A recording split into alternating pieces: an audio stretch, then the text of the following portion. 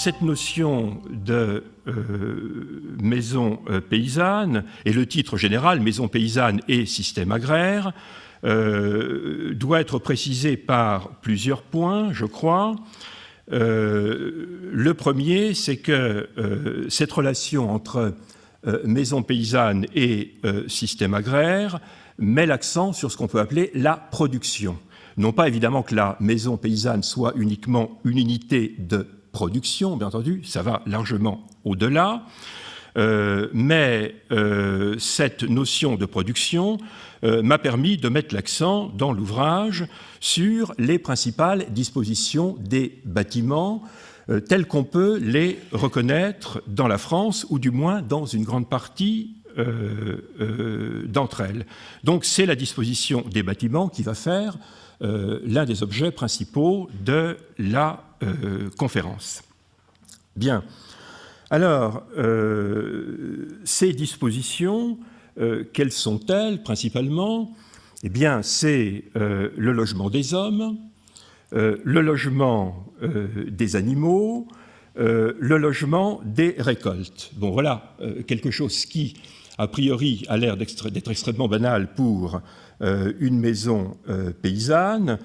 Seulement, on s'aperçoit assez facilement que dans une maison, dans une unité d'exploitation paysanne, une ferme, si on veut, le logement des hommes, le logement des animaux, les plus gros d'entre eux, du moins ceux qui nécessitent un local qui va s'imposer, qui va être prévoyant dans l'unité d'exploitation, et aussi le logement des récoltes, eh bien, sont disposés d'une façon différente, voire, dans un certain nombre de cas, j'y reviendrai, au moins un des bâtiments que j'ai cités ne figure pas dans certaines maisons paysannes ou ne figure pas complètement. Donc voilà cette thématique du logement, en quelque sorte, hommes, animaux et récoltes, qui sera centrale dans les quelques exemples que j'aurai l'occasion de vous donner. Bon. Ces bâtiments aussi peuvent varier au fil des temps, et Dieu sait si cette période du XVe, XXe siècle peut, dans certaines circonstances, montrer des variations, des changements, des évolutions qui peuvent être tout à fait importantes au sein de ces maisons paysannes. Alors, il y a aussi une autre justification à vous apporter, a priori, je crois, c'est la période que j'ai adopté à l'occasion de la rédaction de cet ouvrage, qui est absolument immense, un 15e, 20e siècle. Alors pourquoi est-ce que j'ai choisi cette période? Alors je l'ai fait pour plusieurs raisons. La première, c'est que les maisons paysannes sont une étape pour moi d'une recherche plus générale sur les paysanneries européennes du Moyen-Âge jusqu'au XXe siècle, ce qui m'a conduit notamment à abandonner depuis quelques années le domaine des maisons paysannes. Donc c'est une première chose, les paysanneries européennes au sens très large, et notamment dans leur rapport avec les catégories non paysannes des sociétés, tout cela incluant la maison et plus généralement ce qu'on peut appeler la culture matérielle. Bien. Alors de façon plus précise peut-être pour les maisons, cette période, 15e, 20e siècle, elle a été, enfin je l'ai choisie principalement pour un problème de source.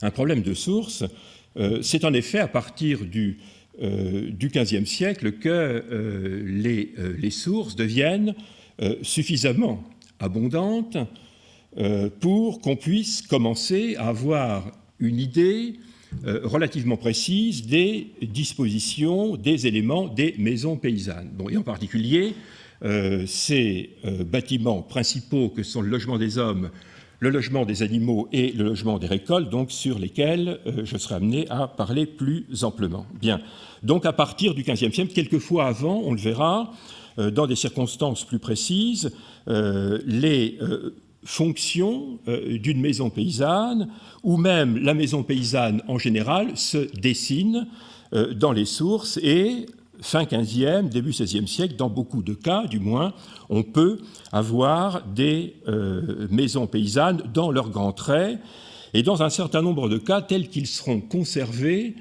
assez tard, quelquefois jusqu'au XIXe et XXe siècle. Et encore une fois, ce n'est pas un cas général. J'essaierai de le montrer, de fait, puisqu'on verra un certain nombre d'exemples montrant la diversité de l'habitat, mais aussi la diversité des problèmes historiques qui peuvent se poser dans tel ou tel cas. Alors, en ce qui concerne la période finale, XXe siècle, je dirais que les choses sont un petit peu plus simples, puisque, vous le savez, à partir du XIXe siècle, plus précisément d'ailleurs, plutôt vers le milieu du siècle que du côté du début, eh bien, on va assister en France à ce qu'on appelle la révolution agricole. Bon, alors la révolution agricole, c'est un ensemble de transformations qui évidemment vont toucher l'agriculture en général. Les maisons vont être affectées, certes, mais bien d'autres choses, comme par exemple les techniques de labour, les techniques de moisson, les techniques de battage, tout ça d'une façon plus ou moins coordonnée, et ces changements techniques vont entraîner des transformations dans l'utilisation des maisons, voire, dans un certain nombre de cas, on le verra, faire disparaître complètement l'usage de certains locaux. Bon, c'est l'époque aussi, et je crois que vous avez exposé là-dessus, commence à apparaître, ça commence dès les années 1830, ce qu'on appelait les fermes-écoles, les bâtiments modèles, qui marquent une rupture très importante avec ce qui précède. On propose en quelque sorte de nouveaux modèles de maisons, alors qu'avant, plus ou moins à l'inverse, on a vécu dans des maisons dont les modèles s'étaient plus ou moins forgés au fil de l'histoire. Alors, il y a un deuxième élément qu'on ne doit pas sous-estimer dans le cadre de ces transformations qui, en France, commencent à partir des années 1850, c'est le maintien de ce qu'on peut appeler très globalement, et sans que ce soit une expression péjorative, des archaïsmes. Des archaïsmes, des résistances au changement, à quelque raison que ces archaïsmes soient dus. Et en ce qui concerne les maisons rurales, ces archaïsmes, on peut encore les voir jusqu'après la Seconde Guerre mondiale. C'est une des raisons pour lesquelles, d'ailleurs, Jean Cuisenier, dont Mme Roderer a parlé tout à l'heure, a lancé cette opération que certains d'entre vous connaissent peut-être, qui s'appelle le corpus de l'architecture rurale française, commencée pendant la guerre grâce à une enquête commanditée par Georges-Henri Rivière dans ses murs même, puisque Rivière était conservateur du musée des arts et traditions populaires à cette époque-là, qui se trouvait au Palais de Chaillot, et cette enquête est reprise dans les années 1970 et va analyser des types de maisons dont les usagers utilisent encore traditionnellement, avec ou sans guillemets, des fonctions qui remontent à une période plus ou moins ancienne de la création de la maison. Bien. Alors, dernier point peut-être pour justifier cette fourchette chronologique ample. Cette période 15e, 20e siècle que j'ai adoptée ne signifie pas que l'on passe d'un état ancien de la maison à un état complètement rénové au XXe siècle. Ce n'est pas une évolution linéaire dans le sens du progrès que j'ai analysé. Il y a au contraire des éléments de rupture qu'on peut déterminer. Et j'ai cité en particulier dans la bibliographie que vous avez sous les yeux l'ouvrage de Marc Grotevol, qui est un ouvrage tout à fait intéressant, publié il y a 2 ans, qui s'appelle « Habiter le Sungo, la maison rurale en pan de bois, technique, culture et société ». Je ne sais pas si le titre est complet par ailleurs. C'est une étude qui concerne seulement les XVIe et XVIIe siècles. Alors ça veut dire que dans cette période du XVe au XXe siècle, il y a des ruptures internes en quelque sorte. Donc j'ai eu un cadre, XVe, XXe siècle, mais ça ne signifie pas qu'il y a forcément une continuité de tous les types architecturaux, appelons-les comme ça. Il peut y avoir des ruptures internes qui sont tout à fait fondamentales au sein de ces siècles, bien entendu. Bien. Alors, voilà pour ces quelques mots d'introduction. Alors, je reviens au plan de la conférence qu'on vous a distribué et qui va s'articuler en 3 parties, dont les titres ont pu vous surprendre, peut-être. Le premier s'intitule « Maison avec grange », la seconde partie « Maison sans grange » et enfin, troisième partie « Aspect de la mise en maison ». Bon, alors qu'est-ce que j'ai voulu dire quand j'ai réfléchi à ce plan? Alors, dans la mesure où je suis parti des bâtiments composant la ferme, eh bien, il est assez aisé de s'apercevoir, on le verra, que dans certaines régions, il y a des granges et dans d'autres, il n'y en a pas. Dans un certain nombre de cas, ces granges, vous le savez peut-être, sont des édifices absolument spectaculaires. Il y en a encore des milliers qu'on s'efforce de conserver. Certains ont une protection au titre des monuments historiques et cette distinction de la grange n'est pas valable partout parce qu'il n'y a pas de grange partout, de fait. Donc voilà un problème, si vous voulez, par lequel on peut commencer. Alors le troisième point sur lequel je vais évoquer, ce sera des points qui peuvent poser problème précisément, même si l'arrivée de la grange pose aussi problème, mais il y a d'autres problèmes qu'on peut évoquer qui ne sont pas résolus et qui peuvent précisément être des questions pour des personnes comme vous qui s'intéressent à l'architecture rurale et qui sont, le cas échéant, dans telle ou telle région, dans tel ou tel pays, susceptibles d'apporter des informations nouvelles. Et je vais utiliser précisément dans cette troisième partie l'exemple des maisons sur couple de poteaux et les modes et techniques de chauffage, où là aussi, au sein de l'exemple de l'Hexagone, en France, on a des différences qui peuvent être tout à fait significatives. Bien, alors, prenons le premier point, donc ça sera la première partie, maison avec grange. Bien, alors voilà une grange, toutes ne sont pas configurées de cette façon, c'est une grange relativement typique des grandes fermes de la région parisienne. Plus spécifiquement, c'est la grange de la ferme de l'écomusée de Savigny-le-Temple, pas très loin de Melun, qui a l'avantage de ne pas être trop loin de chez moi non plus. Comment est-ce que l'on peut définir une grange? Alors, dans le sens commun, voilà un mot, vous le savez peut-être, qui est assez considérablement galvaudé. Ça tend à désigner un bâtiment rural qui est destiné à abriter un peu tout, récolte, matériel agricole, véhicules, etc. Bon, il y a en revanche une signification plus précise et qui répond à celle qui était en usage dans les zones où ces édifices, je reviendrai tout à l'heure sur leur variété typologique, étaient représentés. Alors, je vais vous citer une petite formule pour vous montrer le sens de la grange, si tant est que vous ne le sachiez pas. En dépit de son étymologie du latin vulgaire, granica de granum, grange ne désigne pas le lieu où l'on sert le grain, qui est le grenier, mais le volume ou le bâtiment dans lequel on emmagasine les céréales en gerbe. Le volume dans lequel on emmagasine les céréales en gerbe. Alors voilà une indication d'une pratique agricole, d'une part, et aussi, bien entendu, accessoirement, du volume nécessité par cette pratique agricole, puisque, en particulier, dans la grande ferme du bassin parisien que vous avez sous les yeux, qui a pu comporter jusqu'à 250 hectares, en grande partie céréaliers, il fallait évidemment des volumes importants pour stocker les céréales en gerbe. Ces granges datent du XVIIe et du XVIIIe siècle.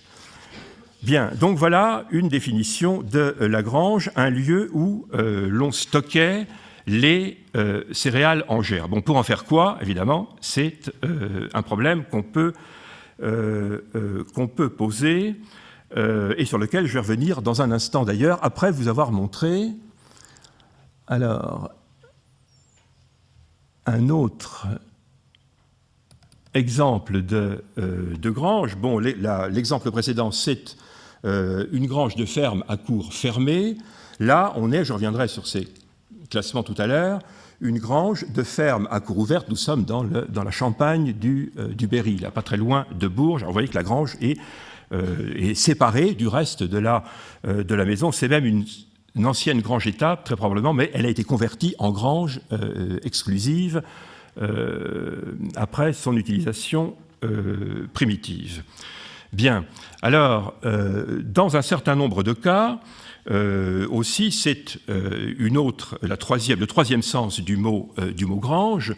Au Moyen-Âge et au début de la période moderne, un XVIe siècle, dans certaines régions, on va appeler grange, grangia, hein, le mot latin, on va donner ce nom à un type d'exploitation rurale dans lequel la grange représente en effet le bâtiment un petit peu éponyme du reste, hein, c'est le bâtiment le plus important, ce qui signifie évidemment que c'est l'endroit où l'on stocke les récoltes qui est le bâtiment le plus important de la ferme. Alors voilà, je suis désolé, je suis obligé de faire une petite manipulation à chaque fois pour repasser par Adobe. Voilà un bâtiment du XIIIe, XIVe siècle au nord du département de la Côte d'Or, qui a fait l'objet d'une fouille archéologique très serrée il y a une dizaine d'années, la Grange du Mont. Et voilà l'édifice qui est le plus grand de l'exploitation que les archéologues ont interprété comme étant une grange. On voit une disposition sur cour, là d'ailleurs, qui est en train de s'esquisser. Je reviendrai tout à l'heure.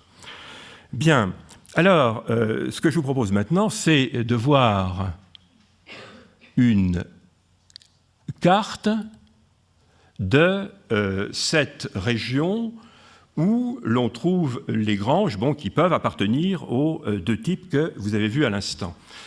Alors, la zone où l'on trouve la grange, vous le voyez, c'est cette zone qui est délimitée au sud par ce trait continu, donc dans toute la partie nord de la France, vous voyez que ça fait à peu près un petit peu plus de la moitié de l'ensemble, à peine plus, il y a des granges, et puis au sud et à l'ouest, il n'y a pas de granges, donc on ne trouve pas ces grands édifices que vous avez vus sur la photo tout à l'heure.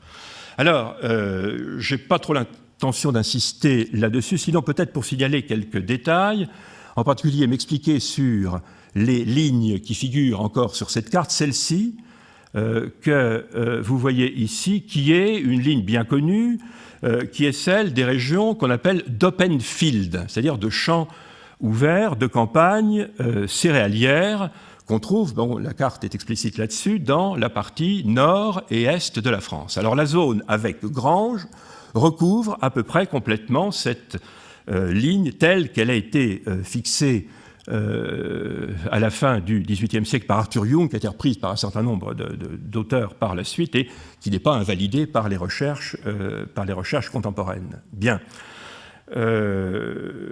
Alors, vous voyez qu'il y a une zone en hachure qui est au sud et à l'ouest. Je vais y revenir. Cette zone correspond à une zone de grange étable. Mais je vais y revenir en m'explicitant plus particulièrement sur la grange tout à l'heure. Bien, alors après cette carte, effectivement, qu'est-ce que cette carte nous donne plutôt sur les pratiques agricoles? Eh bien, j'ai parlé tout à l'heure de gerbes qu'on va évidemment recueillir après la moisson, très souvent avec des techniques particulières par ailleurs.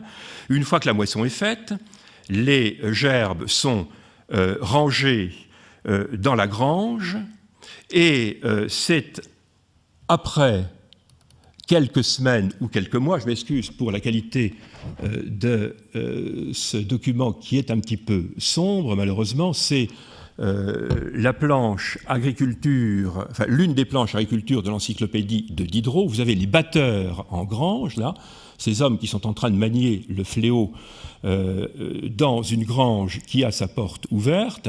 Alors c'est effectivement la seconde grande étape. Une fois que la récolte est entassée dans la grange, quelques semaines ou quelques mois après, eh bien, on déliait les gerbes et on séparait, si on peut dire, le grain de la paille, bien que l'opération était beaucoup plus compliquée que cela. Alors, pour faire l'opération, en général, il fallait une aire spécifique au sein de la grange qu'on appelait l'aire de grange qui devait être suffisamment damée, suffisamment solide pour que le grain ne s'enfonce pas dans la terre. Bien entendu, très souvent, c'était des dalles de pierre, mais pas toujours. Quelquefois, ça pouvait être de l'argile très tassée pour que le fléau puisse battre. Et alors, voilà une pratique qu'on avait. Donc, l'encyclopédie Diderot, c'est les années 1760. On trouve cette pratique jusqu'à la fin du XIXe siècle, voire à l'état résiduel, dans des conditions particulières, jusqu'en plein XXe siècle. Donc on voit l'utilité, là aussi, de pratiquer cette aire de grange, si possible à proximité de la porte, parce qu'il est évident, quand on fait cette opération en plein hiver et qu'on a de la balle de céréales qui tombe et qui arrive dans les yeux, c'est pas très agréable, donc il faut que tout ça puisse sortir. C'est une des raisons pour lesquelles, bien entendu, il fallait une grande porte. La seconde raison, c'était qu'on amenait le char de récolte très souvent dans la grange, et voilà ce qui contribue à expliquer cette disposition. Alors, une fois que cette opération était terminée, la grange allait servir encore, bien entendu, et en particulier pour le stockage de la paille, qui pouvait être considérable. Bien entendu, il fallait des espaces importants. Pour cela, la grange servait aussi à stocker le véhicule de récolte, c'était souvent son garage, là, si on peut dire, et puis un certain nombre d'autres ustensiles, et quelquefois la récolte de fourrage qui pouvait être stockée dans cet espace. Bon, alors je reviens à la grange de l'écomusée de Savigny-le-Temple. Donc tout ça peut expliquer que certaines de ces grandes fermes aient pu disposer d'une ou plusieurs granges, c'est le cas ici, qui occupaient les espaces probablement les plus importants dans de nombreuses exploitations agricoles de ces exploitations. Bien, alors, zone où l'on stocke les gerbes de céréales, où l'on pratique ce qu'on appelle le battage en grange, qui concerne une grande partie de la France ancienne et qui va se réduire notamment, je l'ai dit, par, vous le savez, le fait qu'on a des milliers de granges, dont certaines sont tout à fait spectaculaires et qui quelquefois remontent jusqu'à une période très basse, très haute, pardon, du Moyen-Âge. J'aurai l'occasion d'y revenir tout à l'heure. Bien. Alors, si l'on regarde un petit peu plus les granges dans le détail, eh bien, on s'aperçoit que il y en a plusieurs grands types, en quelque sorte. Il y en a plusieurs grands types. Je vous ai montré des grands types tout de suite. Donc, sous les yeux, on a ce qu'on peut appeler une grange individualisée. Une grange individualisée, bon, la photo n'est pas complète, elle est partielle, mais à côté de la grange, il faut imaginer qu'assez souvent, on a d'autres locaux qui complètent la fermeture de la cour, dans les grandes fermes du bassin parisien. Dans d'autres cas, je l'ai montré avec la grange du Berry, la grange fait l'objet d'un bâtiment séparé. Et dans un certain nombre de cas aussi, voilà une maison assez caractéristique de la Lorraine du Nord. La grange est intégrée dans un immeuble, dans un édifice qui va contenir aussi le logis qui se trouve ici et le local destiné aux gros animaux, bon, qui peut être une étable ou une écurie. On aura ce que les vieux géographes ont appelé à partir des années 1920 une maison-bloc. Donc la grange peut être séparée. La grange peut être ce qu'on peut appeler individualisée. La grange, troisième cas de figure, peut appartenir à un ensemble, à un même bâtiment dans lequel on trouve toutes les fonctions de la ferme. Donc voilà les types de dispositions. Bien. Alors, ces types d'organisation de la grange, je l'ai presque dit à l'instant, elles peuvent se coupler aussi avec des types d'organisation des maisons paysannes. On a ce qu'on peut appeler des maisons sur cours, et ça sera le cas des deux premiers types de granges que je vous ai montrés, et aussi des maisons blocs qui sont caractérisées en particulier par le fait qu'il n'y a pas forcément de cours dans la maison. Il y a quelque chose qui ressemble à ça, mais ce n'est pas vraiment une cour comme il peut y en avoir dans d'autres régions. Bien, donc voilà pour une définition des maisons avec grange et de leur aire d'extension. Alors, voyons plus précisément maintenant le point 1.1, si on peut dire, les maisons à cour. Les maisons à cour, après les grandes dispositions que je vous ai montrées. Alors, je vais vous donner 3 exemples régionaux de maisons où il existe des cours pour vous montrer la variété finalement de dispositions qui étaient mises en œuvre par les constructeurs régionaux. Alors, est-ce que la grange a toujours le même emplacement par rapport aux autres bâtiments, ou est-ce que cet emplacement peut varier? Alors voilà un plan type de la ferme picarde traditionnelle. Bon, alors il faut se méfier sur l'expression qui est un petit peu généralisante. Peut-être disons qu'on a ce type de disposition au centre de la Picardie. C'est très courant autour d'Amiens, mais aussi dans d'autres contrées de la Picardie. Alors vous le voyez, dans cette maison paysanne, la grange, c'est la partie de la ferme qui va donner sur la rue. La rue intervient d'ailleurs dans la vie de la ferme. Alors ça, c'est là qu'on retrouve cette notion d'environnement, si vous voulez, qui est un petit peu fondateur dans ma démarche. Quand le char de moisson revenait des champs, on ne le rentrait pas forcément à l'intérieur de la ferme. Vous voyez d'ailleurs que l'espace est assez petit. On pouvait le décharger directement de la rue dans la grange. Donc la rue plutôt, jouait un rôle dans l'exploitation.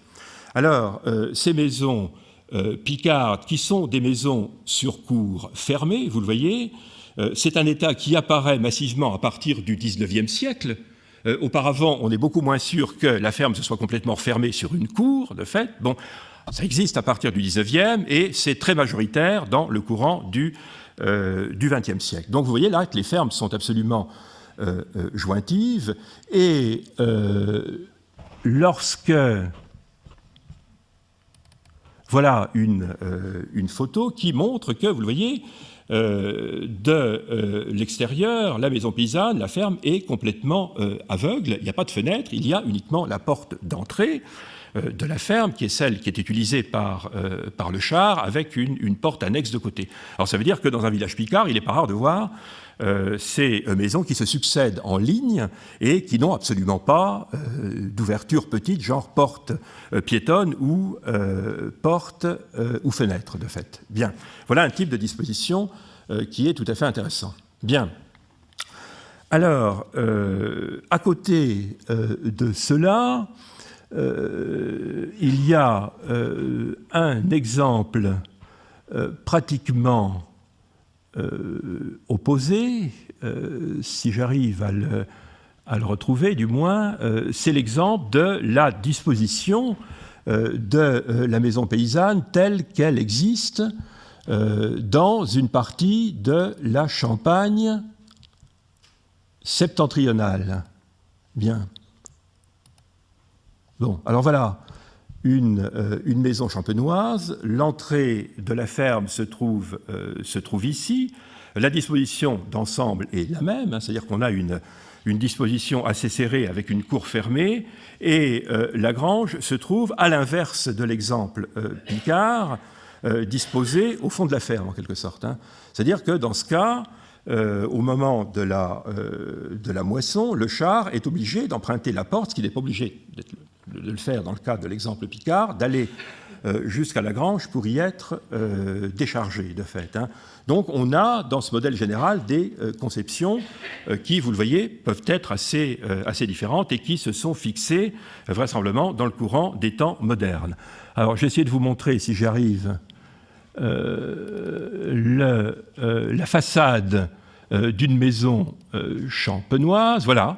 Alors, on a quelque chose de beaucoup plus ouvert qu'en Picardie. Voilà la partie habitation, voilà la partie écurie étable, voilà la porte qui va permettre l'accès à la cour. Donc on a là un choix qui est tout à fait différent de l'exemple Picard, alors que par ailleurs, on le voit, notamment les techniques de construction ne sont pas si différentes, puisque le pan de bois est utilisé, par exemple, aussi bien dans le nord de la Champagne que dans la Picardie, qui est voisine, de fait.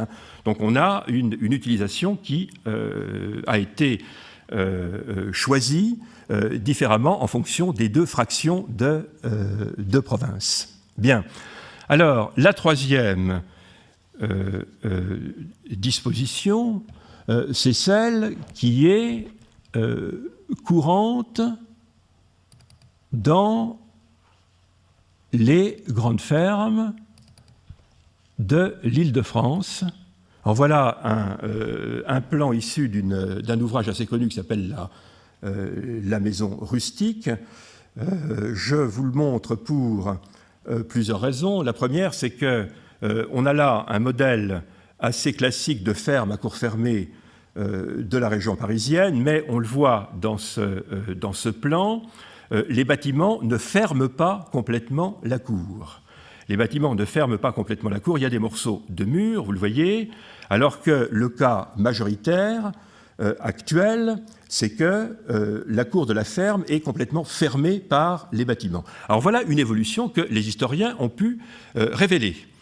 Il y a Jean-Marc Morisseau, qui est un fameux historien moderniste, qui a travaillé sur les fermiers de l'Île-de-France et qui a réussi à déterminer, d'après les actes qu'il a pu compulser depuis le XIVe siècle, que l'une des évolutions possibles de ces fermes, qui ont le dispositif à cour fermée dès la fin du Moyen-Âge, eh bien, ce dispositif se ferme, et ce sont les bâtiments, je tâcherai de montrer pourquoi, il y a une raison, il peut y avoir une raison du moins qui, ce dispositif de ferme complètement fermé par les bâtiments va s'imposer au fil des siècles et commence à apparaître à partir du XVIe siècle de fait. Donc dans ce cas, vous le voyez, Lagrange n'a pas, dans ses fermes de l'Île-de-France, une disposition très rigide par rapport aux bâtiments d'habitation qui se trouvent ici, de fait.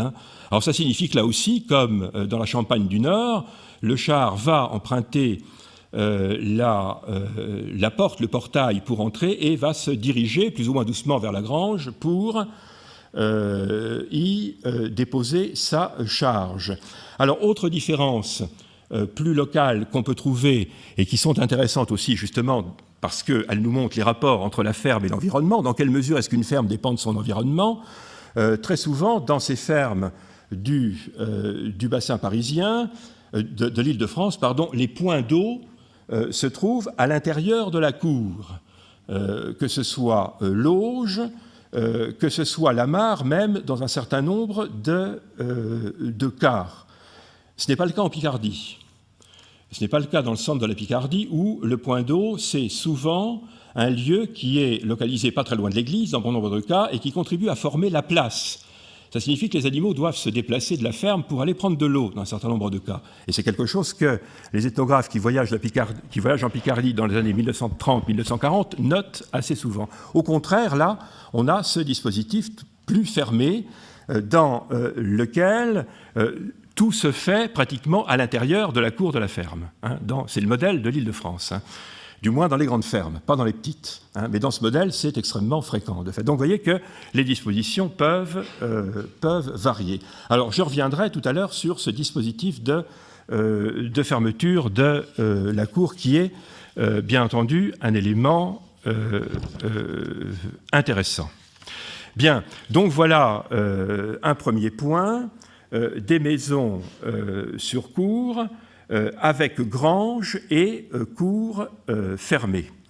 Alors, je vais vous repasser la carte pour vous fixer un petit peu à nouveau les idées là-dessus. Cette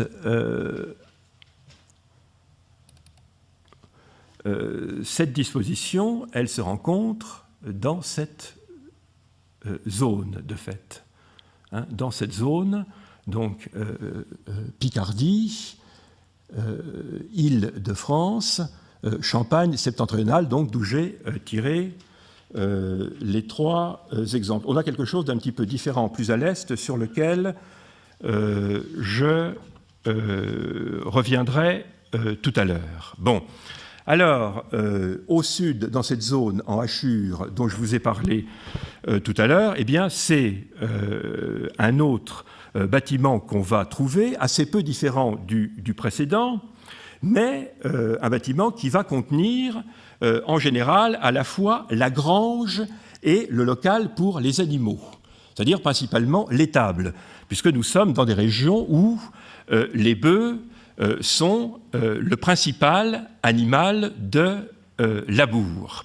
Le principal animal de labour, alors que dans cette zone où l'on va trouver les granges, individualisées et non pas faisant partie du même bâtiment que le logement des gros animaux, dans toute cette zone-là, ce sont les chevaux qui étaient les principaux animaux de labour à partir du milieu du Moyen-Âge. Voilà quelques exemples.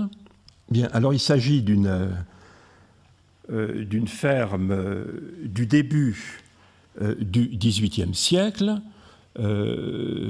importante, comme vous le voyez. Donc on est dans une zone là de bocage, où le métayage a été une des formes d'exploitation importante jusqu'au milieu du XXe siècle, et on a un grand bâtiment, mais ce n'est pas une grange, c'est une grange étable.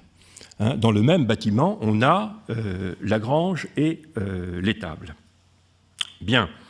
Alors, l'un des problèmes qui peut se poser, naturellement, en dehors de l'existence de la grange en tant que telle, c'est pourquoi est-ce qu'il y a ces variations, bien entendu. Donc voilà un problème qu'on peut poser et que je préfère laisser un petit peu de côté parce que j'ai encore beaucoup de choses à vous dire et qu'on peut mettre à l'ordre du jour des questions, par exemple. Bien. Alors, à côté de ces maisons à cour, donc je reprends mon plan, on a le 3e type qui est celui des maisons sans cour, qui est celui des maisons sans cour. Donc c'est cette extension la plus orientale, c'est dans cette zone effectivement qu'on voit dominer les bâtiments dans lesquels un seul édifice abrite logement des hommes, logement des animaux et logement des récoltes, quelle que soit l'importance de l'exploitation. Alors ça, c'est quelque chose, évidemment, qu'il ne faut pas perdre de vue. On aurait plutôt tendance à penser, a priori, que des dispositions comme celle-là, c'est d'ailleurs démenti par l'image que vous avez sous les yeux, la photo que vous avez sous les yeux, qui est une photo ancienne qui remonte aux années 1940, ce que vous avez sous les yeux, c'est une bonne unité d'exploitation. Ce n'est pas une petite ferme. Hein, ce type d'organisation de la maison pouvait abriter des exploitants propriétaires de dizaines et de dizaines d'hectares, de fait. Hein. Donc, le type d'organisation de la maison, cette disposition en maison-bloc, ne traduit pas forcément une situation sociale de ces exploitants modeste par rapport aux grands exploitants de la région parisienne. Ça, c'est faux, de fait. Hein. Donc, on a derrière, si vous voulez, des modèles qui sont anciens et qui sont liés, il faut bien le dire, dans bon nombre de cas, à la mise en village, qui est quelque chose, évidemment, qui remonte plus haut dans le Moyen-Âge que la période que je parle, hein, qui est de celle du XVe, XXe siècle. Là, on a une mise en maison, dont je reparlerai dans la 3e partie un petit peu, qui est tout à fait spécifique et qui n'a pas de rapport direct avec la puissance sociale, avec l'extension de la propriété des exploitants, de fait. Hein. Bien. Voilà un exemple d'une petite maison bloc. Si vous voulez, bon, ça c'est dans le département de la Seine-et-Marne, pas très loin de Melun, où on reconnaît les 3 fonctions.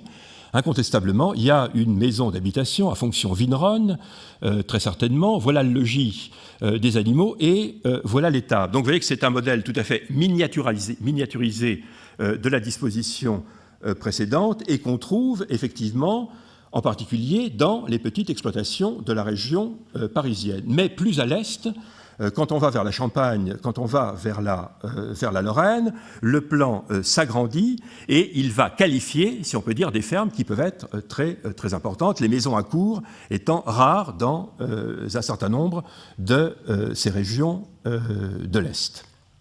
Alors, comment est-ce qu'on peut expliquer cela? Bon, j'ai dit que j'y reviendrai tout à l'heure, peut-être un petit élément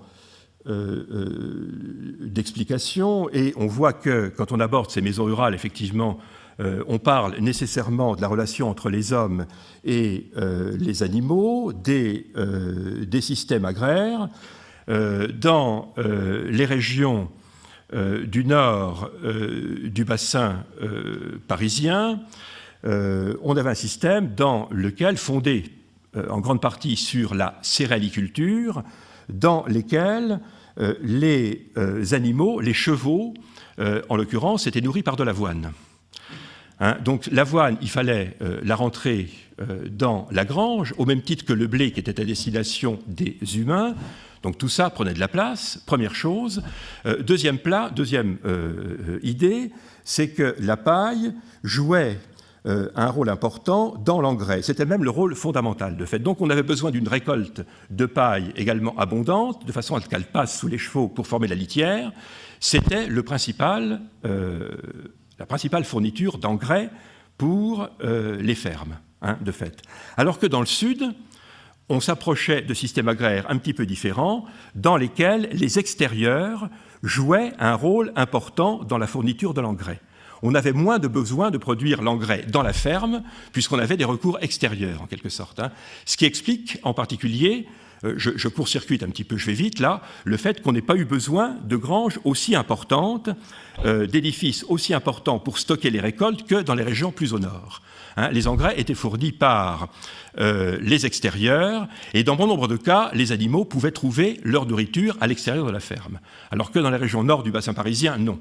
Les chevaux étaient nourris exclusivement dans la ferme, et le fumier qu'ils produisaient venait des granges, et il était répandu dans les champs ensuite, de fait. Donc voilà des éléments pour montrer un petit peu la complexité du problème. Bien. Alors,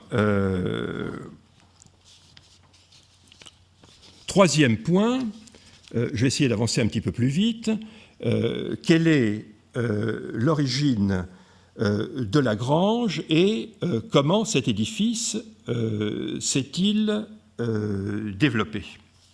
Bien, alors là on rejoint des données un petit peu plus historiques qui sont relativement connues. Bon, alors on sait que les plus anciennes granges conservées et qui sont parvenues jusqu'à nous, bon, je vous passe la fameuse grange de Vaulran qui date des XIIe, XIIIe siècles. Ce sont ces fameuses granges, pour beaucoup d'origine monastique, qui, bon, on le voit assez bien dans ce document, ce sont des édifices de plan basilical.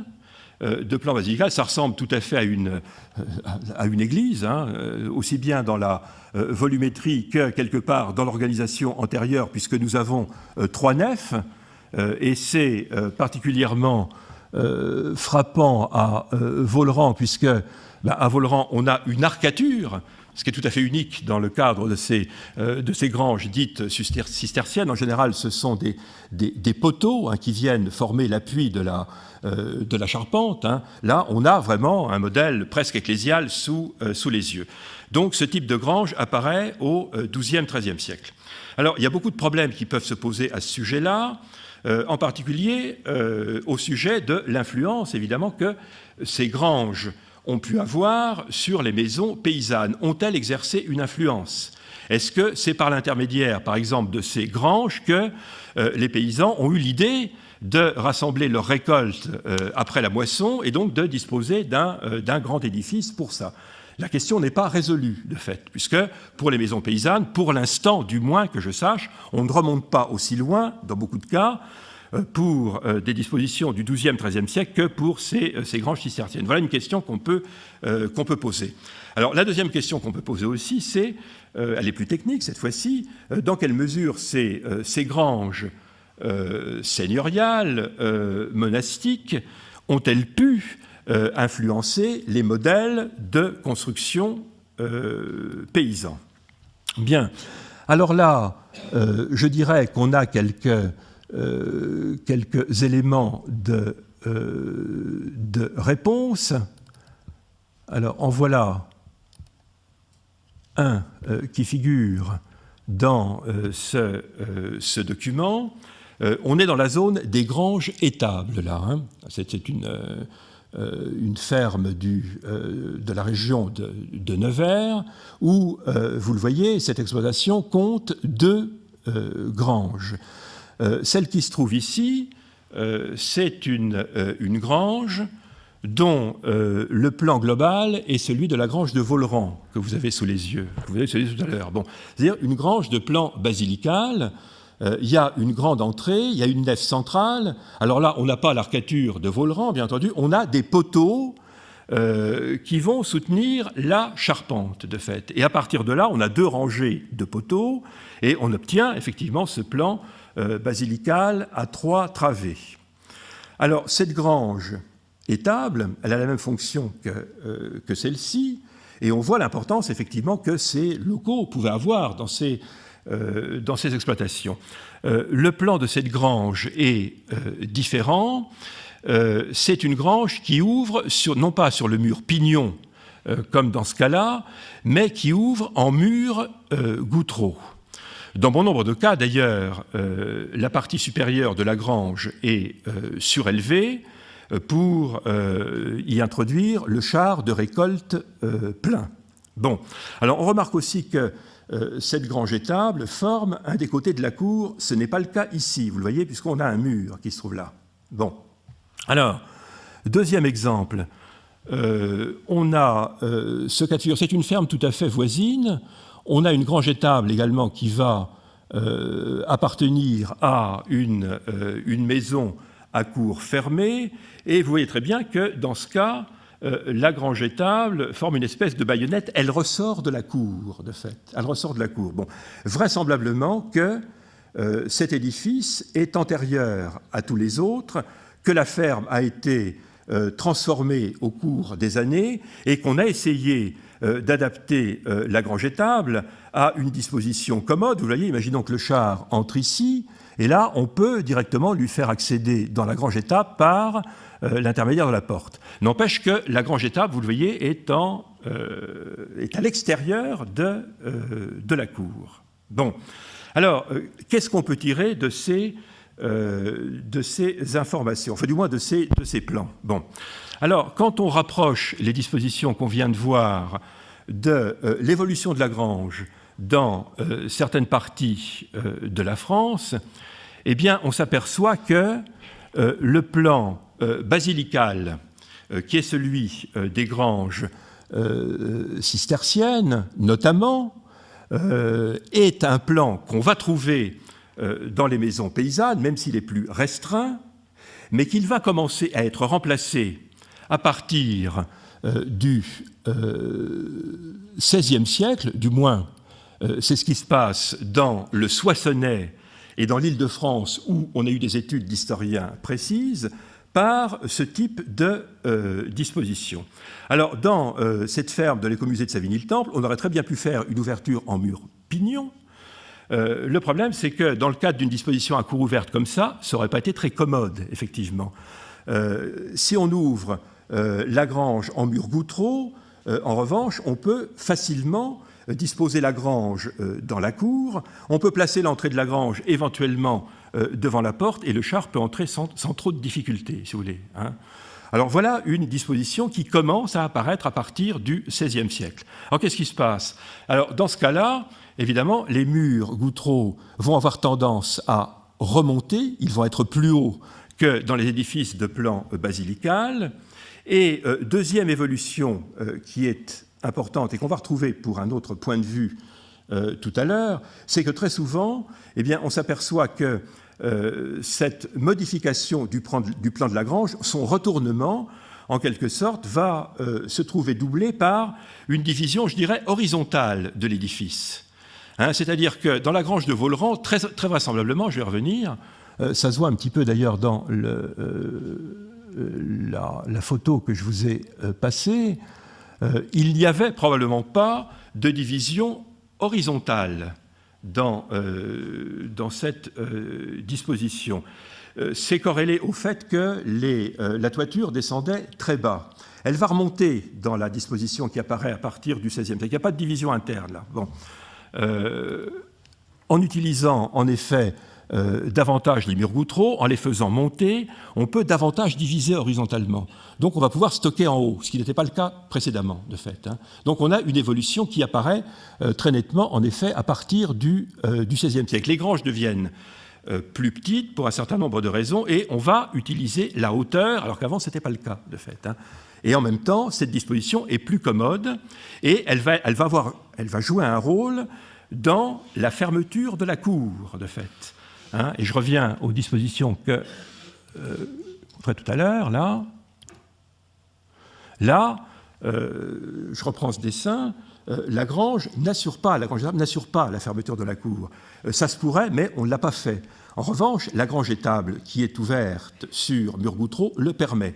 Hein, donc, on a une division, une organisation des locaux qui va être en quelque sorte plus ergonomique et qui va favoriser ce rassemblement des édifices dans une cour fermée par les bâtiments. Voilà une évolution donc qu'on constate en Île-de-France et dans le Soissonnais à partir du XVIe siècle.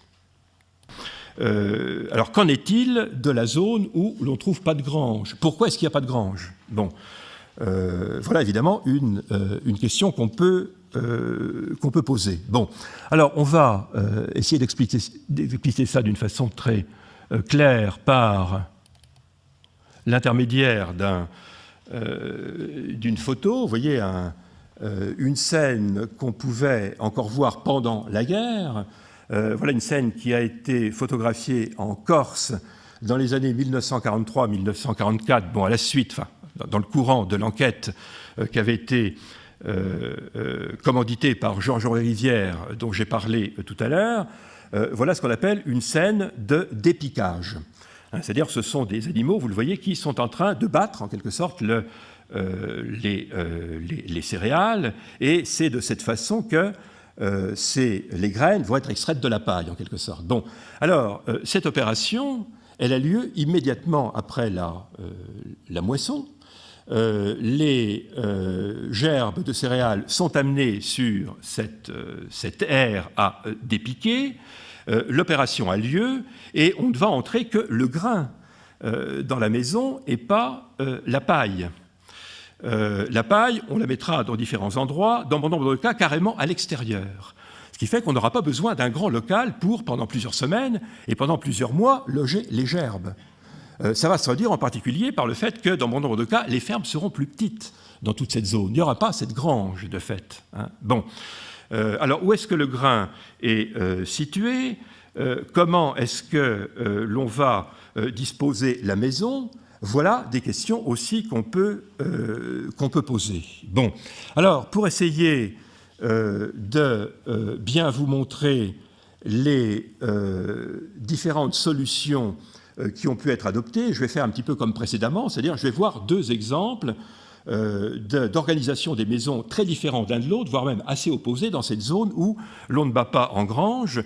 Un exemple qui va être tiré de la bordure méditerranéenne de la France et un autre exemple, au contraire, qui va être tiré de l'ouest de la France où les configurations d'organisation des maisons depuis la fin du Moyen-Âge, le début des temps modernes, ont été assez différentes l'une de l'autre. Bien, alors,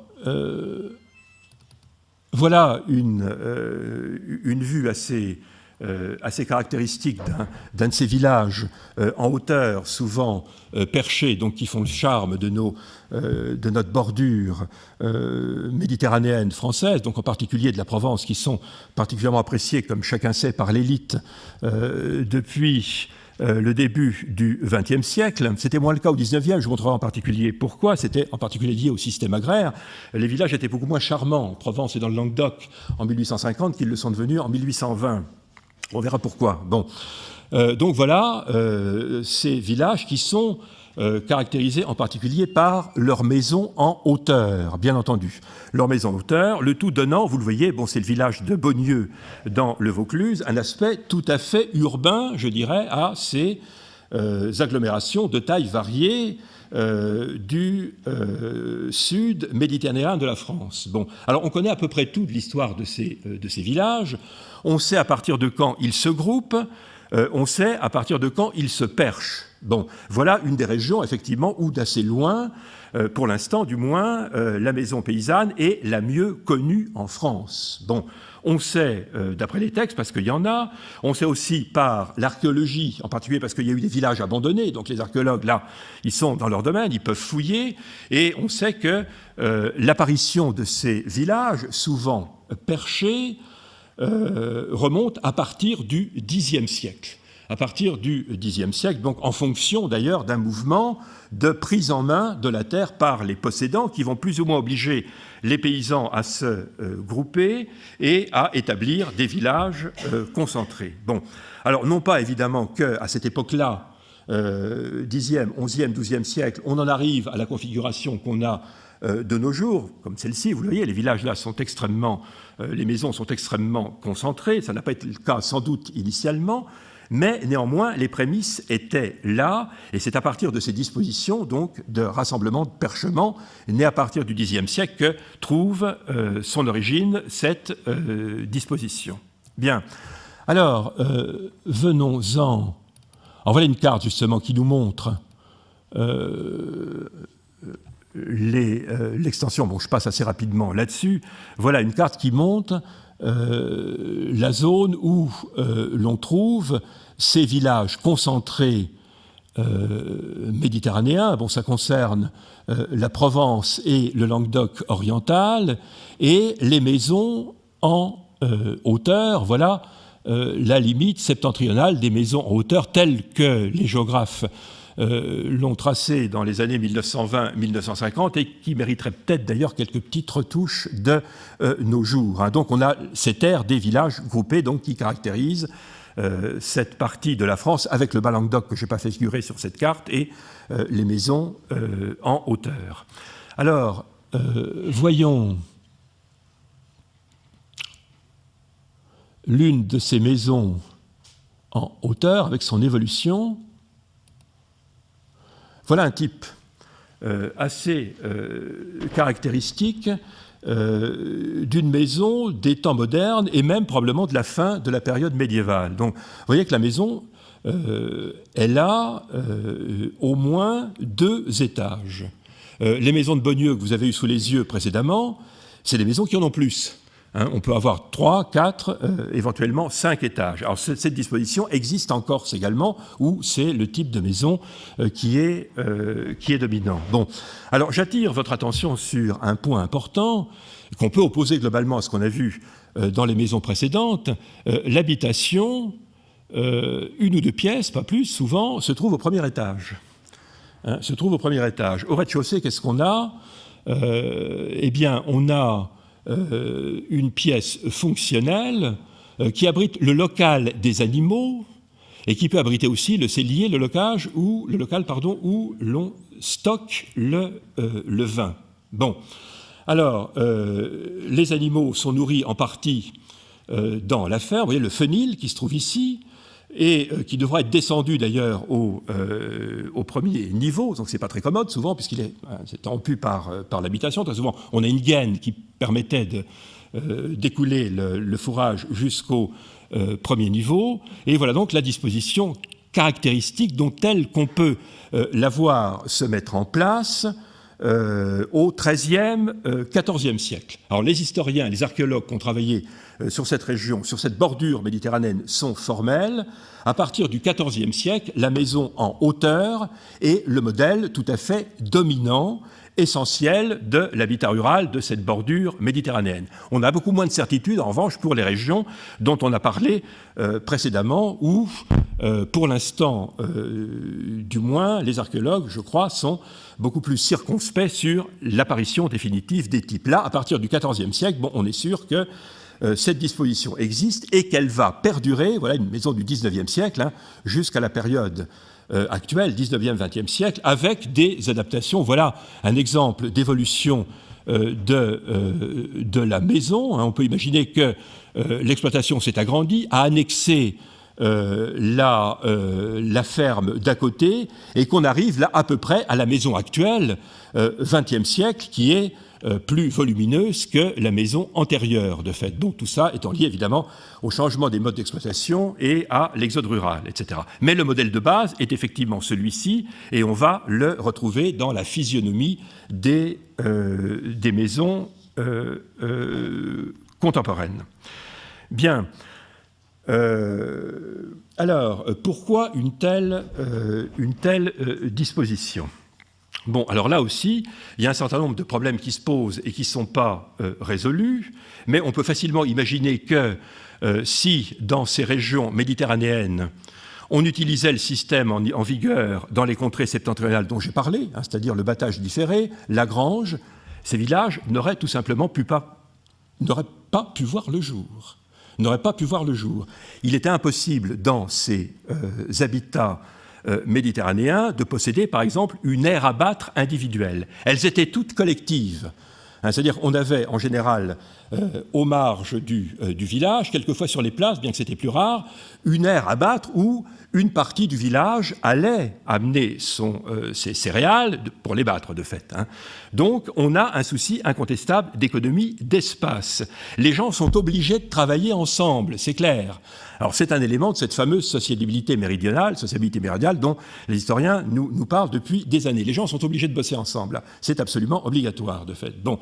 Alors un autre élément, voilà des régions dans lesquelles aussi, et ça peut expliquer aussi en partie la petitesse des locaux d'exploitation, l'engrais est assuré par les extérieurs. C'est tout à fait net. La maison n'a pas besoin d'abriter une quantité importante de végétaux pour les transformer en engrais. Bon, alors je vais vous lire un petit extrait qui date d'un observateur provençal de 1808 et qui montre bien le contraste avec les villages tels que Picasso et Scott Fitzgerald vont les découvrir à partir du début du XXe siècle.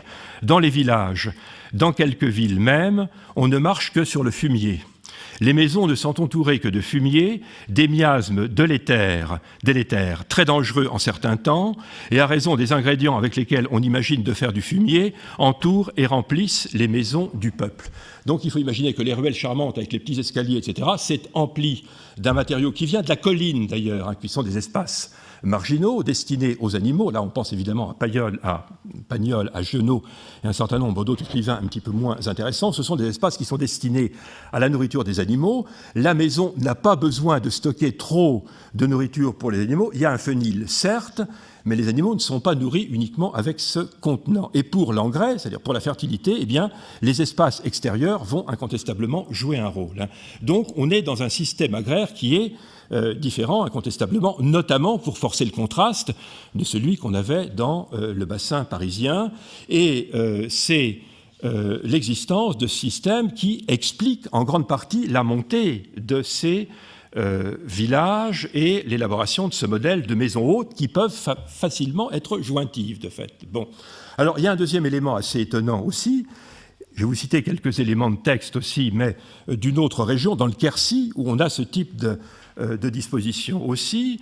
Eh bien, on s'aperçoit que dans certains cas, ces maisons peuvent directement participer physiquement à la défense du village. Le côté le plus extérieur de la maison, on a des preuves, va servir de muraille. Alors, on voit des propriétaires de villages, par exemple, interdire aux exploitants qui sont locataires d'ouvrir des fenêtres. Ils ont juste le droit d'ouvrir des meurtrières, de façon à ce qu'on puisse s'en servir si le village est assiégé. Donc on peut avoir la muraille, celle-ci entourera le château, mais autour du village, la muraille qu'on peut qualifier de populaire, elle pourra être assurée par le derrière des maisons. Donc vous voyez, on a le problème de la cour fermée dans le bassin parisien. Là, on a la fermeture du village par les maisons. Alors, ce qui fait que les chambres et le fenil, bon, vous imaginez, du côté de la muraille, ils n'étaient pas très éclairés, on avait simplement des meurtrières. Alors voilà un petit extrait. Dans le Quercy, au XVe siècle, le seigneur précise que le quatrième côté de la maison devait être bâti à chaux et à sable, et non en pierre sèche. Et en 1457, donc toujours dans le Quercy, le constructeur d'une maison ne devra pas ouvrir de fenêtres, c'est ce que vous avez tout à l'heure, hein, ne devra pas ouvrir de fenêtres sur la face extérieure, mais seulement des archères, de fait. Hein. Donc là, on est en présence d'une mise en village qui, on le voit, est liée à des contraintes seigneuriales, mais aussi des contraintes qui sont liées au mode d'exploitation et à ce qu'on peut appeler les systèmes agraires. Bon, alors voilà pour la première disposition, très caractéristique, bien connue, dans les zones où la grange n'existe pas. Donc pas cette possibilité de stocker des quantités céréalières importantes, voire des quantités de fourrage, parce que les animaux peuvent être nourris autrement.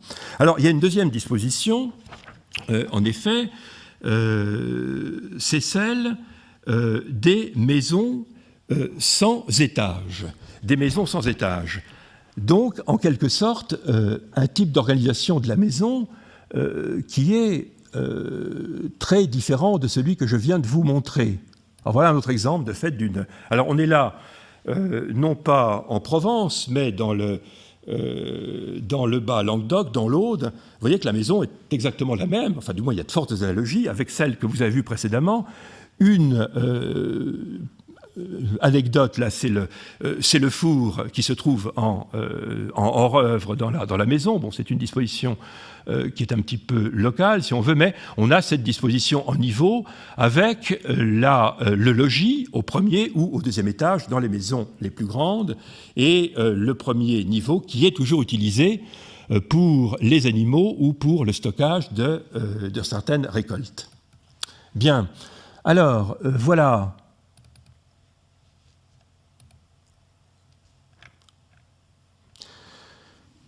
Voilà une disposition donc qui est à la lettre absolument contraire de celle que je viens de vous montrer. Voilà une maison très basse, sans étage, un type de disposition qu'on trouve dans une partie de l'ouest atlantique de la France, depuis le département de la Loire-Atlantique au sud de la Loire, jusque dans la Charente, du nord au sud. Alors voilà le type de maison, bon, qui est probablement le plus ancien. Elles ne sont pas toutes comme ça, je vous rassure, beaucoup ont un étage, il n'y en a pas deux, mais il y en a un souvent. C'est un modèle plus tardif, en revanche. Bon, alors vous voyez que dans cette maison, c'est une seule et même unité d'exploitation, et on peut pratiquement, je veux dire, mettre à plat la maison en hauteur qu'on vient de voir dans les contrées méditerranéennes. Vous voyez, il y a le grenier, la chambre à grains, il n'est pas à l'étage, il est au niveau du sol. Et dans un certain nombre de cas, d'ailleurs, bon, c'était un endroit qui est assez peu aéré. Il y avait un certain nombre de risques pour la conservation des récoltes qui devaient être souvent remuées, de façon à ce que le grain ne fermente pas, notamment. L'étable écurie, chambre-cuisine, chambre, et il n'y a absolument pas de locaux de stockage en hauteur. Bon, où était stockée la paille, où était stocké le foin? Voilà les questions qu'on peut poser. Alors très souvent, dans ces régions, il y a des bâtiments qui pouvaient servir à ce stockage. Bon, alors je crois d'ailleurs Alors voilà une petite maison, là, c'est pas celle que j'attendais, du département de la Loire-Atlantique. Donc c'est une unité absolument minimale, vous le voyez. Bon, la salle commune contient le grenier qui est là. Le local à grains est conservé sur un plancher surélevé. Dans un certain nombre de cas, on a des coffres. Le local pour animaux se trouve ici. Vous voyez, on est obligé de sortir pour aller voir les animaux, ce qui n'existe pas partout. Bon, on a là, vous voyez, un modèle de maison qui est extrêmement minimal, qui s'oppose évidemment radicalement à ce qu'on vient de voir dans la région parisienne, mais également aussi au sud de la France. Alors, c'est pas ça que j'attendais. Alors, voilà une maison qui est un petit peu différente de la dernière, mais on a toujours ce grenier à pied, comme on l'appelait, et avec un bloc de bâtiment où il y a une partie des fonctions de la ferme. Ce qui est appelé grange, en réalité, ce n'est pas une grange, c'est une étable fenile. En définitive. Ce sont des bâtiments tardifs qui apparaissent seulement à partir de la fin du XVIIIe siècle, d'après ce que j'ai pu trouver, et qui ne sont pas effectivement des granges. C'est un local dans lequel les bœufs sont installés sur les côtés et où on leur distribue du foin qui se trouve au centre, voire à l'étage. Mais on n'a pas la grange du nord de la France dans cette région-là. Alors voilà où la paille était stockée. De fait, elle n'est pas entrée dans la maison. On la stocke en meule avec des dispositifs auto-couvrants qui étaient extrêmement sophistiqués par ailleurs, et qui permettaient de rendre la récolte de paille complètement étanche.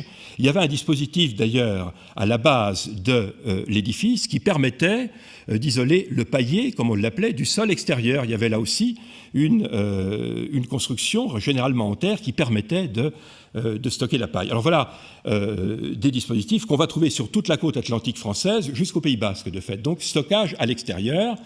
Les récoltes de foin et de paille ne sont pas forcément entrées dans la maison. Bien. Donc on a là, on le voit, une organisation de la maison qui est complètement différente. Alors voilà aussi un de ces locaux tout à fait intéressant, qu'on appelle une loge. Voilà. En Vendée. Donc malheureusement, je n'ai pas de photo et le dessin est un petit peu rudimentaire, mais voilà ce genre d'édifices en charpente qui n'ont pas tous disparu. Il y en a encore un certain nombre, donc vous voyez tout de même la sophistication de la construction, qui étaient des locaux où l'on stockait le foin et la paille, en relation avec ces maisons basses, donc qui n'avaient pas d'étage, et en particulier pas d'étage de stockage, de fait. Voilà. Donc une disposition là qui est tout à fait intéressante aussi. Bien, alors, il y a des tas de questions qui se posent derrière tout cela. Jusqu'à quand, en particulier, est-ce qu'on a utilisé ces maisons basses? Est-ce que ces maisons basses ont reculé devant d'autres types, dans d'autres modes d'organisation de la maison? La réponse est sans doute positive, d'après les quelques enquêtes qui ont été faites. Alors voilà une carte qui montre les techniques de stockage en Basse-Bretagne au XIXe siècle. Alors on voit qu'on a très clairement trois zones de l'est à l'ouest.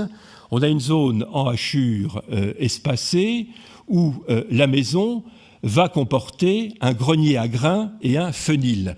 C'est la disposition bretonne typique, ça. C'est-à-dire qu'on a au rez-de-chaussée le logis des hommes, l'étable qui se trouve à côté, et puis au-dessus, on a le grenier, au-dessus du logement des hommes, et au moins une partie du foin qui est stocké au-dessus de l'étable. Donc la disposition qu'on trouve depuis la région de Rennes, donc jusqu'à une grande partie de la Basse-Bretagne. Alors vous voyez que vers l'ouest, les choses se compliquent un petit peu.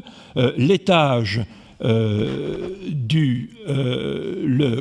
grenier à grains est présent dans une zone qui se trouve un petit peu plus à l'ouest, mais on n'a pas de fenil en hauteur. Et puis dans la région la plus extrême, donc le nord du département du Finistère, eh bien, on a une maison qui ressemble tout à fait à celle qu'on a vue plus au sud en Vendée, même si l'architecture en est différente, c'est-à-dire une maison dans laquelle il n'y a qu'un rez-de-chaussée.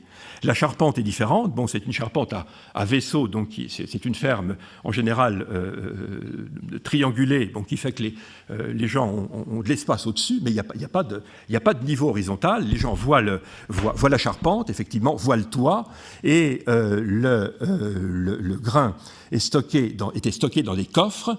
Et tout ce qui est stockage des céréales, c'était à l'extérieur. Le foin et la paille étaient stockés dans des locaux à part ou également dans des dispositifs autocouvrants, de fait.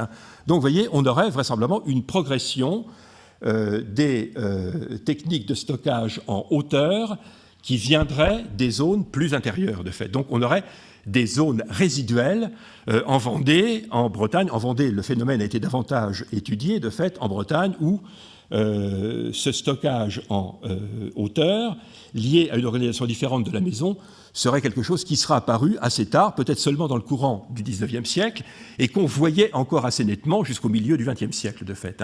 Donc voilà les questions qui peuvent se poser. Il faudra approfondir, évidemment, ces données de façon à avoir une vision un petit peu plus exhaustive de l'histoire des maisons paysannes. Bien. Alors, comme le temps passe, voyons notre troisième partie, bon, qui rebondit d'ailleurs sur ce que je viens de vous dire, c'est-à-dire quelques problèmes liés à ce que j'ai appelé la mise en maison, mais on vient d'en avoir un exemple aussi. Alors, je vais aborder deux problèmes. Celui de la maison qu'on a un petit peu vu déjà avec le problème des granges anciennes, celui de la maison sur couple de poteaux. La maison sur couple de poteaux, et ensuite nous verrons le problème des modes et des techniques de chauffage. Alors tout ça assez rapidement, puisque eh bien, on s'aperçoit que dans ces maisons paysannes, entre le XVe et le XIXe siècle, les modes et les techniques de chauffage pouvaient être tout à fait différentes. Bien. Alors, maison sur couple de poteaux. Alors, voilà une maison de la Champagne méridionale. Donc, vous voyez qu'on a quelques idées régionales. On a vu la Champagne du Nord avec ce dispositif de maison à cour fermée. Là, on est dans la Champagne du Sud, pas très loin de la forêt d'Othe. Alors, voilà une maison qui a été transformée. C'est ce qu'on appelle une maison à basse-goutte dans la région. Ça fait allusion au fait que, vous le voyez, la charpente descend très bas. On a un arbalétrier là, vous le voyez, donc vous voyez l'encastrement avec la panne faîtière, mais l'arbalétrier descend très bas et il va s'arrêter sur un muret dont la hauteur totale est de quelques dizaines de centimètres. Bon. Alors, je vous présente cette maison parce que très vraisemblablement, elle illustre le phénomène suivant, c'est-à-dire que le dispositif que vous avez sous les yeux ici existait très certainement de l'autre côté aussi. On aurait très certainement coupé l'arbalétrier et introduit de cette façon une autre disposition de la maison, avec une ouverture en mur goutreau qui certainement n'existait pas avant. Bon.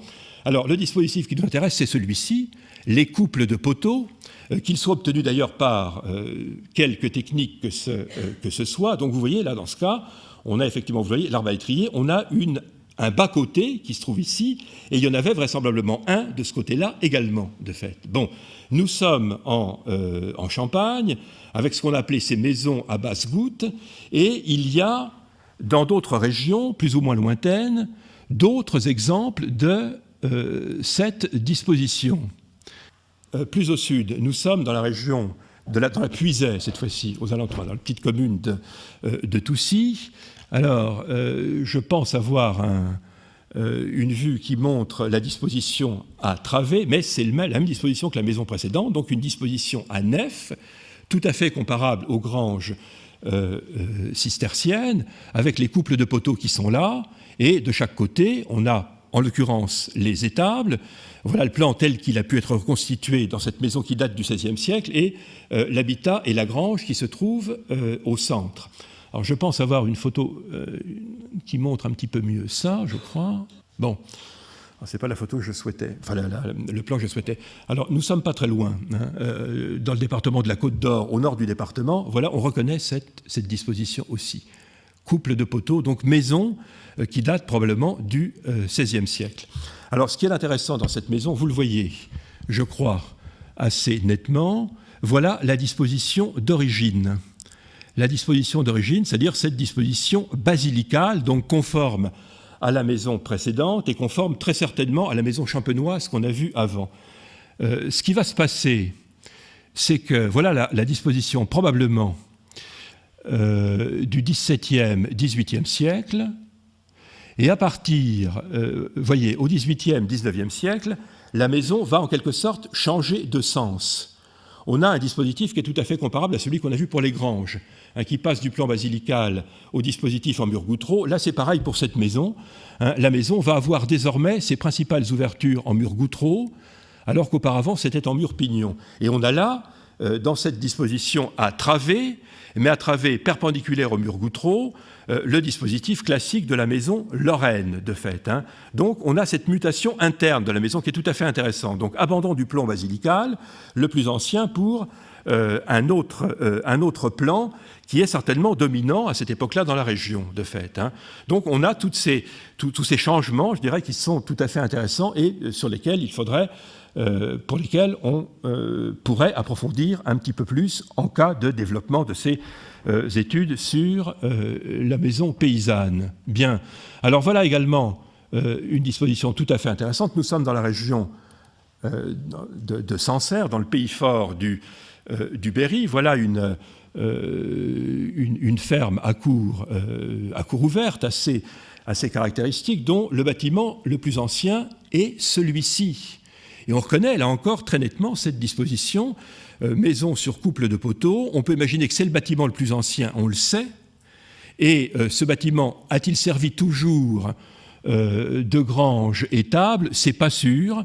Il a pu servir aussi partiellement d'habitation, de fait. Donc nous sommes dans des régions assez différentes les unes des autres. Vous le voyez, nous sommes aux marges du bassin parisien, dans des régions marginales, de fait, donc on pu garder un certain nombre de caractéristiques du bâti plus tard qu'ailleurs. Bon, il faudra évidemment approfondir ces enquêtes, de fait. Hein. Bon.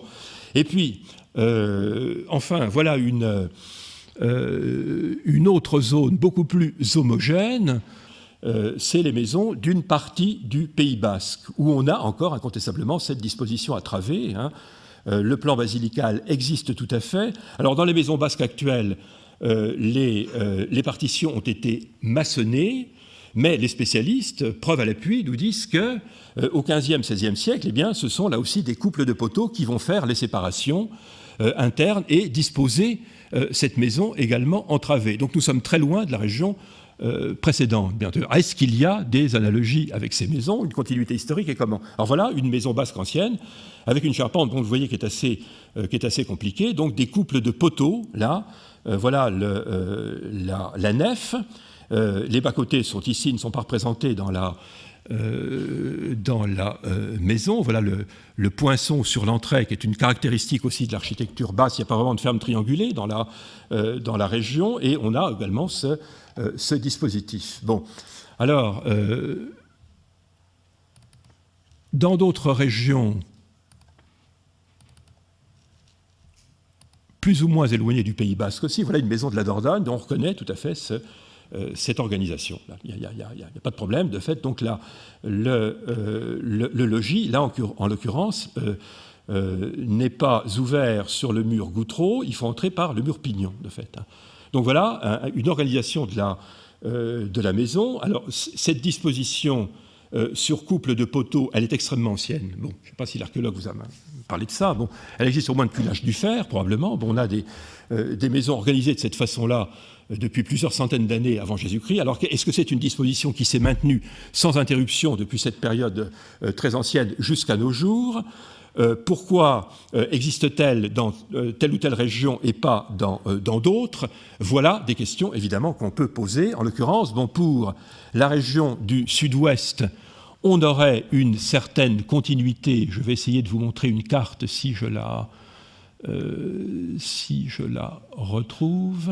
Alors voilà, la carte n'est sans doute pas satisfaisante, par ailleurs, montrant dans le sud-ouest, un très grand sud-ouest, vous le voyez, le Pays basque se trouve là, mais on aborde au nord la Dordogne. On a des exemples de ce type de disposition en Charente également, et puis il y a toute la zone là des marges du bassin parisien que j'ai évoqué tout à l'heure et qui a compris, jusqu'à une époque assez récente, des dispositions de ce type, de fait. Donc voilà, si vous voulez, des pistes en quelque sorte pour continuer ces études sur les dispositions traditionnelles des maisons paysannes et les origines, en quelque sorte, de la mise en maison. Bien. Alors, je vais terminer sur un dernier point, qui est celui des modes et techniques de chauffage qui est un domaine absolument immense aussi, puisque bon, le chauffage, ça concerne bien entendu la partie habitation humaine des maisons. Comment est-ce qu'on chauffait, de fait? Bon, comment étaient disposées les pièces de chauffage, les pièces chauffées? Alors, il y a quelques grandes dispositions, et on peut assez largement séparer les maisons de l'Est de la France de pratiquement toutes les autres. De fait, un grand Est d'ailleurs, puisque c'est un Est qui va comporter pratiquement toute la Lorraine, l'Alsace, ça se prolonge en Belgique du côté des Ardennes, voire ailleurs, et qui va au sud jusque dans la Savoie. Alors dans toutes ces régions-là, et depuis une période probablement très ancienne, eh bien, on a un chauffage, on a le chauffage de 2 pièces d'habitation. Chauffage de 2 pièces d'habitation, qui peuvent être variées par ailleurs. Donc voilà une caractéristique de la disposition alsacienne. Donc vous le voyez, on a la cuisine et on a également, là, en l'occurrence, on a une chambre, mais ça peut être également la salle commune, de fait. Alors vous voyez qu'il y a 2 dispositifs de chauffage. On a la cheminée qui se trouve dans la cuisine, et on a le poêle qui est chauffé, vous le voyez ici, depuis la cuisine. Hein, il n'est pas chauffé, le combustible n'est pas introduit dans la chambre, il est introduit depuis la cuisine. De fait, voilà une spécificité alsacienne. Alors, les archéologues, on a la chance d'avoir une équipe archéologique qui travaille depuis une trentaine d'années, voire plus, près de 40, en Alsace, et qui a pu relier les dispositifs des maisons traditionnelles aux maisons médiévales. Et ces archéologues ont pu déterminer que cette disposition, elle commence à s'esquisser à partir des 11e, 12e siècles. Hein, donc, au moins dans certaines parties de l'Alsace, on a 2 pièces chauffées à partir du milieu du Moyen-Âge. Alors voilà une disposition qui n'existait absolument pas dans beaucoup de régions de la France, en particulier en Bretagne. En Bretagne, très souvent, jusqu'à l'époque récente, on n'a eu qu'une pièce pour tout le monde, y compris quand les familles comportaient plusieurs foyers, une seule pièce chauffée, qui servait de cuisine, qui servait de chambre, qui servait de salle commune. La seconde chambre, en Bretagne, dans certains coins, elle n'apparaît qu'à partir du XVIIIe siècle seulement, au rez-de-chaussée, de fait. Hein. Donc voilà, si vous voulez, ces modes d'habiter pouvaient être extrêmement différents d'une contrée à une autre de la France. Bon. Alors voilà le dispositif alsacien. En Lorraine, on avait quelque chose d'un petit peu différent. Voilà une maison lorraine avec aussi les 2 pièces chauffées, la chambre étant plus ou moins chauffée. Par ailleurs, bon, la pièce de chauffage par excellence, c'est la cuisine. Alors mon exemple n'est pas très bon d'ailleurs, j'en ai un autre, je crois. Voilà. Alors, voilà une maison qui date du XVIIe siècle, dans laquelle, vous voyez, le dispositif de chauffage est absolument gigantesque. Ce n'est pas exactement une cheminée. J'ai appelé ça une hotte conduit, ça me paraît plus adapté. Vous voyez que c'est un dispositif qui occupe la majorité de la cuisine, de fait. Hein, voilà, on est là sous la hotte, et vous voyez que cette hotte s'appuie sur les 2 murs de refend qui composent la moitié des murs de la cuisine. Hein. Ce n'est pas la cheminée petite construite sur les murs de refend, engagée, incorporée ou autre. Là, c'est l'inverse, en quelque sorte. On a une cheminée qui est une émanation de l'édifice, quelque part. Alors, cette cheminée chauffe aussi par l'intermédiaire d'une plaque foyère, ce qu'on appelle une plaque de fonte, la chambre. Voilà un dispositif qu'on trouve en Lorraine à partir de la fin du XVe siècle au moins, et peut-être avant. Hein. Donc 2 pièces chauffées, vous avez une pièce qui ne l'est pas, là en l'occurrence, ou qui l'est mal. Bon. Alors, voilà un premier problème, si vous voulez, cette apparition de pièces chauffées dans certaines régions, 2 pièces chauffées, alors que dans d'autres, il n'y en a pas. Il n'y a qu'une seule pièce pour tout le monde pendant longtemps. Bon. Alors, derrière tout ça, il y a le problème, bien sûr, de l'apparition de la cheminée. La cheminée, vous le savez, bon, ça symbolise la maison paysanne par excellence, le coin du feu, les veillées au coin du feu, etc. Bon, c'est des images qui sont bien connues. Bon, alors, le problème, c'est que la cheminée dans les maisons paysannes, c'est vraisemblablement pas avant les derniers siècles du Moyen-Âge qu'elle apparaît. Alors, je vais vous montrer une photo qui résume un petit peu un document qui résume le problème, même si ce document est par ailleurs assez maladroit, mériterait d'être revu, mais il montre un type, du moins une possibilité d'évolution et d'apparition de la cheminée qui est tout à fait intéressant. Donc voilà une maison reconstituée.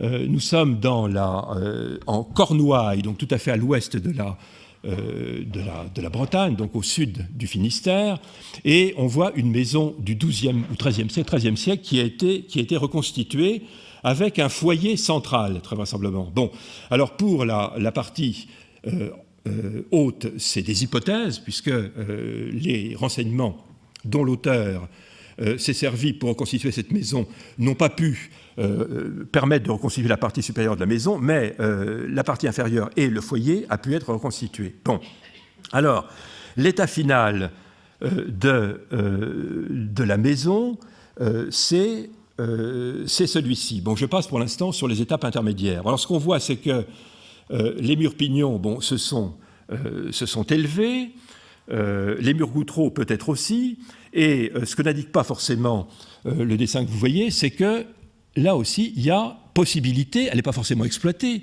mais il y a possibilité d'une partition horizontale pour créer un espace de stockage. On a vu que dans le Léon, au nord de la Bretagne, cette possibilité n'a pas été utilisée. Mais dans le reste de la Bretagne, si. Alors, on a créé cet espace de stockage pour mettre le foin ou le fourrage au-dessous des animaux, et mettre le grenier au-dessus des pièces d'habitation. Bon. Alors, qu'est-ce qui peut se passer? Comment est-ce que cette disposition ait pu apparaître? Bon, alors voilà une filière d'hypothèses que montrent ces documents, effectivement. La cheminée est construite obligatoirement, dans ce cas, contre un mur. Ce n'est pas le cas forcément partout. On l'a vu en particulier avec cet exemple de Lorraine où les choses sont un peu plus compliquées. Là, incontestablement, la cheminée, ce qu'on peut appeler la cheminée, il n'y a pas de doute en l'occurrence, elle est appuyée sur le mur pignon. Voilà une spécificité de la Bretagne, c'est clair. Hein, l'énorme majorité des maisons rurales bretonnes ont leur cheminée en mur pignon. Ça, c'est une hypothèse, je ne pense pas qu'elle soit très vraisemblable. Bon, alors, qu'est-ce qui se passe dans cette maison quand on vit dedans? Ce n'est pas nécessaire qu'il y ait un trou. Si on a une couverture, la partie supérieure de la maison est complètement végétale, la fumée peut se disperser sans qu'il y ait trop de risque d'incendie. Bon, c'est quelque chose qu'on trouve par exemple dans les Balkans. On a des maisons à superstructure végétale et à foyer ouvert. Il n'y a pas forcément d'ouverture. Le feu peut s'en aller par la couverture végétale, même s'il y a des risques d'incendie qui sont incontestables. Bon. Néanmoins, ça existe de fait. Bon. Donc ça, le problème n'est pas là. On peut loger dans cette maison, en effet, des hommes et des animaux. En revanche, bon, vous le voyez, si on établit un local de stockage, si on planchéifie l'ensemble de la maison, là, il risque d'y avoir des problèmes. Là, on risque d'être dans la fumée, de ne plus pouvoir respirer. Ça risque d'être épouvantable pour les animaux, de fait. Bon. Alors, évidemment, quand on établit la cheminée, le problème ne se pose plus, vous voyez. On établit la cheminée, et là, en effet, on libère un espace de stockage éventuel. Hein, donc là, la fumée sortant par la cheminée, on n'est pas étouffé, donc la vie dans la maison devient respirable, et on peut stocker éventuellement, si on le souhaite, les récoltes au-dessus des pièces d'habitation. On peut établir un étage de stockage. Donc voilà l'une des filières, effectivement, d'évolution de la maison. Là, les archéologues ont la réponse, sans doute. C'est en tout cas une question qu'on peut se poser, à savoir la relation qu'il y a entre l'apparition de ce qu'on peut appeler la cheminée classique, qui va donner sa physionomie à bon nombre de maisons paysannes françaises, avec ce pignon absolument caractéristique, et l'apparition d'un étage de stockage. Voilà une question, une hypothèse qu'on peut émettre à l'égard des transformations de la maison ancienne, médiévale, du moins dans certaines régions, ça ne vaut pas pour le sud, pour le sud, avec les maisons en hauteur. Mais là, pour l'ouest, pour le Grand Ouest pour le moins, on peut poser la question, de fait. Hein. Bon, voilà un problème qu'on peut poser. Il y en aura d'autres qui seraient relatifs à ça, mais je vais bientôt m'arrêter. De fait, bon, alors voilà un dispositif de chauffage qu'on a précisément dans ces régions de l'Est dont je parlais tout à l'heure. Voilà un dispositif qu'on trouve dans le Jura, qu'on trouve aussi dans les maisons savoyardes. C'est ce qu'on appelle le tué. Tuer, ça vient de tuyau. Bon, c'est pas parce qu'on a tué quelqu'un du fait de le tuyau. Bon, alors ce dispositif n'est pas une cheminée, c'est une construction à part dans la maison. Hein, il n'est pas intégré contre le mur d'Orfan, contre le mur, le pignon, comme vous voulez. C'est un dispositif à part. Je vais d'ailleurs vous le montrer dans un autre dessin, peut-être un petit peu plus explicite. Voilà un tué de maison franc-comtois. C'est un édifice complètement à part, donc dans une maison, vous le voyez, qui est principalement une maison de charpente. Le tué, c'est là. Quand vous êtes dans la cuisine et que vous êtes là, au-dessus, vous voyez le trou du tué. On a ça aussi dans certaines maisons suisses, de fait. Hein. Donc voilà un mode d'accès au chauffage complet d'une pièce, et Dieu sait, là, en l'occurrence, s'il est complet, qui est très différent du dispositif de la cheminée, de fait. Hein. On n'a pas cherché à intégrer la cheminée dans un mur, là, c'est l'inverse. On a créé un dispositif de chauffage, bon, qu'on peut appeler une haute conduite, mais ce n'est pas une cheminée, bien entendu, qui est absolument dans la maison et qui est une structure à part, qui peut avoir d'ailleurs plusieurs utilités, puisqu'on peut y faire fumer la cheminée, on peut s'enfuir par le haut quand la maison était trop enneigée, etc. Donc on a des possibilités, on peut monter facilement dedans, etc. Donc on a des possibilités qui sont tout à fait intéressantes. Hein. Donc voilà un dispositif là qui se met en place probablement, à l'époque moderne ça existe. Quand est-ce que ça apparaît? Voilà des questions qu'on peut poser donc sur ces problèmes relatifs à la mise en maison. Alors vous avez dans ce cas-là une maison, bon je l'ai dit, qui est en grande partie une maison de charpente, qui va utiliser le bois, là aussi des éléments verticaux, comme dans cette maison sur couple de poteaux qu'on trouve ailleurs. Le dispositif n'est pas trop éloigné, de fait, alors qu'ailleurs, effectivement, bon, quand on a une maison qui est davantage en solution de pierre, eh bien, les techniques de chauffage vont, dans bon nombre de cas, être différentes.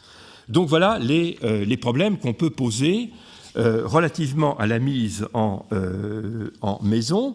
Et derrière cette reconnaissance un petit peu générale, je dirais, des grands types de maisons paysannes. Je ne suis pas entré dans le détail, évidemment, bon, puisque je vous l'ai dit, j'ai essayé de voir l'articulation de la maison avec l'environnement, avec le système agraire, mais on traverse aussi ces problèmes relativement à la mise en maison. Comment est-ce qu'on sait, est-ce qu'on a fait pour avoir, et pourquoi on a établi 2 pièces chauffées alors que dans d'autres régions pas? Comment est-ce qu'on a et pourquoi est-ce qu'on a adopté la solution cheminée alors que dans d'autres régions ce n'est pas le cas, etc. Voilà donc les problèmes, si vous voulez, qui se posent et qui devraient donner lieu peut-être à des études postérieures pour qu'on continue à mieux défricher ce problème des maisons paysannes traditionnelles. Je vous remercie de votre attention.